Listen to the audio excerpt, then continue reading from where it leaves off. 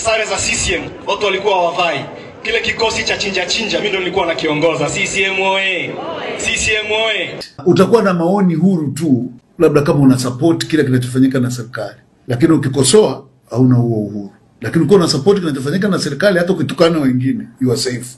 Hata ukitishia kuua. Kuna mtu alitishia kuua, kwa mfano mimi nashangaa polisi leo nimesikia wanatusema tunataka kujibu statement ya Chadema ya tarehe 11. Lakini kuna statement ilitoka Kagera.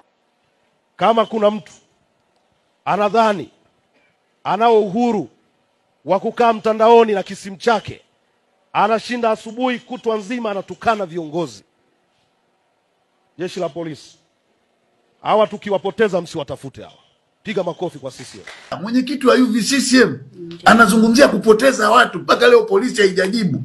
Kwa hiyo mimi nilikuwa nafikiri sehemu ya kuanzia huyu msemaji wa polisi atakayesema leo akamatwe na yule wa Kagera akamatwe, hapo ndio lead ya kuanzia. Maana hiyo itakuwa ni cartel moja inayohusika kusubjugate wananchi. Kwa nini nasema hivi? Kuna mtu ametoa kauli ya kiuhalifu yule kijana. Kupoteza.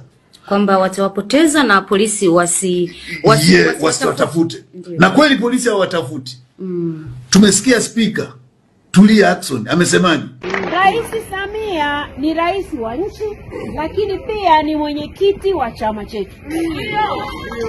Asitokee mtu yeyote wa nje ya chama, wa ndani ya chama akawa anamsema vibaya rais alafu wao ukamtazama, shughulika naye. Hata mimi mbunge wako akiwa ananisema vibaya, nyoka naye. Hata diwani, kwa sababu madiwani wa hapa Mbeya mjini sasa hivi wote ni CCM. Hata akimsema vibaya mwenyekiti wa serikali ya mtaa, na yeye ni CCM, nyoka naye. Wanyoke, ile ni jinai haina kinga ile, wala hajafanya akiwa speaker. Pale hapakuwa bungeni, pale palikuwa mtaani. Alikuwa akichochea mauaji ya kimbari. Yale ni mauaji ya kimbari. Kuua kundi au kupoteza kundi fulani linalofikiri kwa namna fulani. Kwa hiyo nchi tuna wajibu wa kuitunza, na namna pekee ya kuitunza ni kuhakikisha kila mmoja anajisikia yuko salama.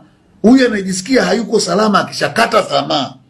Na ili walijue, akishakata tamaa kwamba there is nothing itakayonihakikishia usalama hapa nilipo, bora nitoke liwalo na liwe, hatuna nchi tena. Wahalifu wanajulikana, na mimi nasema yote hii inasababishwa na polisi, jeshi la polisi kutokuwajibika na kuvumilia hivi vitendo vya kihalifu, kwa sababu watu wameshatoa lidi. Mkuu wa wilaya pale amesema alikuwa porini na kuna mambo mengi wameyafanya. Wote hapo madiwani, mwaka 2020 hayuko diwani aliyepiga kampeni hapa. Ni mazingira ambayo yalikuwa yametengenezwa na serikali, na serikali ndio iliyofanya kazi ile ya wewe kupita bila kupigwa. Na kuna watu mnafahamu kilichotokea huko kwenye mapori huko na sehemu zingine, na mimi nilihusika kwenye majimbo fulani. Hasa mazingira yale ni serikali ndio iliyofanya ile kazi.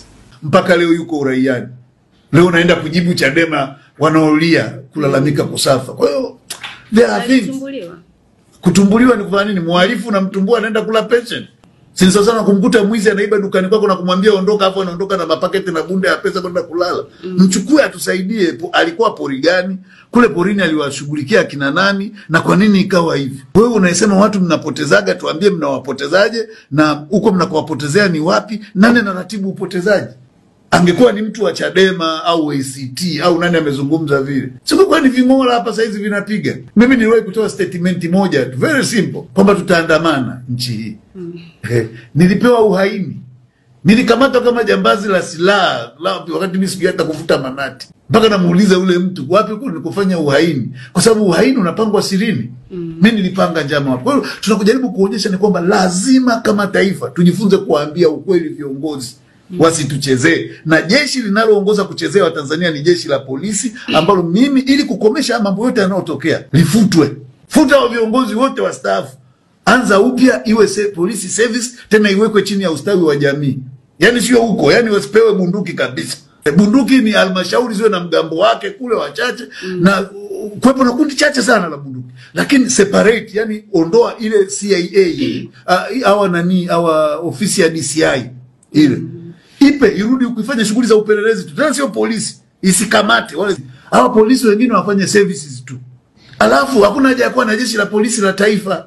Kila halmashauri iruhusiwe kuajiri polisi wake, kwa sababu nikikuajiri mtaani kwenu unajua kabisa mwizi wa kuku ni mtoto wa Mwabukusi. Ukisikia viatu vimeibiwa ni mtoto wa Amina. Ukijasikia ni baskeli, huyu lazima ni Joni alipita hapa. Joni aturudishie pikipiki. Unanielewa ninachojaribu kumaanisha? Yaani kwa sababu ni eneo lako unalolifahamu. Huu mfumo wa kikoloni unakuwa na jeshi kubwa hivi lililotawanyika, ndio unakuta rogues, wakora, nani wote wamejaa humu ndani. Na ndio haya mambo yanayotokea. Kwa hiyo jambo la kwanza ni kudismantle jeshi zima la polisi. Lirudi kule kwenye halmashauri, waajiriwe upya kule kama mgambo wa jiji wanavyozunguka, pesa zitakuwa zinaenda kuwafuata huko. Na tulimiti sisi, wao wanaratibu tu mafunzo very specific kwa wakufunzi, kwa nini, ili kuhakikisha ile jeshi linakuwa service oriented. Lakini sasa hizo nao wanajihisi kama jeshi tu la kushambulia wananchi. Ndio maana uone mtu kupiga na kuumiza raia sio kawaida. Mimi nimewahi kukutwa na polisi anabeba chuma cha nchi 4 anakubonda nacho. Mimi ni wakili nafanyiwa hivyo. Mtu wa kawaida inakuwaje? Magogo, polisi kabisa amevaa uniform. Ana nyota, sio polisi usifikiri labda ni nini. Mwenye nyota kabisa anabeba gongo. Anakuja kukupiga mwilini kwa nguvu kama anaua nyoka. Kwa hiyo tunazungumza jeshi ambalo tumeliona kwamba siku moja nilimwambia mtu, kuna baadhi ya askari kukiwa na jambazi anakuja huku, una hela mfukoni. Kukiwa na jambazi anakuja mbele yako na polisi wanakuja nyuma yako, bora ukimbilie upande wa jambazi. Ukimpa zile hela na kuacha uvuke. Lakini I doubt utendaji wa jeshi la polisi, kwa sababu mara zote limejimanifest kwa ukatili usiomithilika. Na kama hawajui haya watuambie, kwa sababu mimi kwa mfano ninapokuelezea mimi na picha. Mimi kwa sababu na rekodi, mimi mjanja najua. Kwa hiyo na rekodi kwa sababu najua inawezekana nikapitiliza nisitoke. Kwa hiyo huwa natunza, naweka mimi kwa kumbukumbu. Mimi kwangu ni burudani, kwa sababu wanaponipiga napata experience ya maumivu mbalimbali na inanipunguzia uoga vile vile. Kwa hiyo kadri unavyonipiga ninakuwa jeuri zaidi. Kwa hiyo lakini napojaribu kuonyesha ni kwamba jeshi la polisi ndio tatizo kubwa.